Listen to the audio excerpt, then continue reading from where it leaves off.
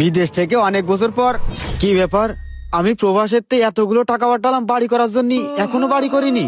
আমার যে কইলো বাড়ির কাজ শেষ হয়ে গেছে, ভিতরে যে দেখি আব্বা। আলামিন, ও আলামিন, আব্বা। কিরে মিয়া ভাই, এতদিন পর আমাদের কথা মনে পড়েছে তোর? ভালো আছিস তুই? আমাদের কারোর কোনো কিছু না জানায় হঠাৎ করে কিরকম বাড়ি চলে আসিস তুই? হ্যাঁ, আমি ভালোই ছিলাম, কিন্তু বাড়ি আসার পরে আমি বাড়ির পরিবেশ দেখে ভালো নেই। না জানাই তো ভালো কাজ করেছি।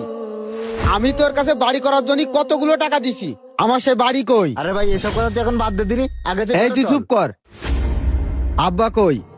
আব্বা, আব্বা কই? আব্বারে ডাক দে। ভাই আব্বা আছে, আগে তুই ভিতরে চল, পরে তোরে কষি। ভিতরে যাব না, তুই থাম। আর তুই এইভাবে কথা করছিস কেন? আব্বা কোন জায়গায়? আল্লাহ গো।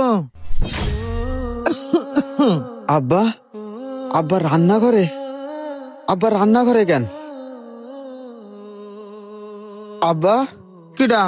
বাবারে তুই আইছিস? হ্যাঁ আব্বা আইছি। তুমি এই জায়গায় কেন? আমি এই জায়গায় কেন? তোর বাইরের কাছের থেকে শোন, ও আমারে ঘরের থেকে বের করে দেছে রে বাবা। ও করছে নাকি এ বাড়ি ওর?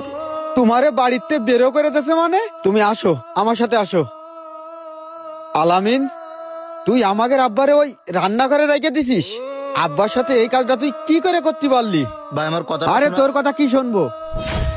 আব্বা, আলামিন তোমার রান্নাঘরে কি জন্য রেখেছে? বাড়ি কি হয়েছে সবকিছু আমারে কও। হ্যাঁ, তোরে সবকিছুই করছি, তুই শোন। 48, ভাই 49, আপনার 50। ভাই তো বিদেশ যায়, খুব কামাচ্ছে, প্রতি মাসেই তো লাখের উপরে টাকা দিচ্ছে। এত টাকা কি করতেছেন? আরে কোনে এত টাকা পাঠাচ্ছে? এই ইদানিং টাকা পয়সা পাঠাচ্ছে, বাড়ি একটা ঘর করবে এই জন্যই। আপনার ভাই তো তার ব্যাংক অ্যাকাউন্টেই টাকা রাখতে পারে। আরে ব্যাংক অ্যাকাউন্টে যে টাকা পয়সা রাখবে, ভাইয়ের অ্যাকাউন্ট থাকলে তো টাকা রাখবে। ভাই বিদেশে যত টাকা পয়সা পাঠাক না কেন, সব আমার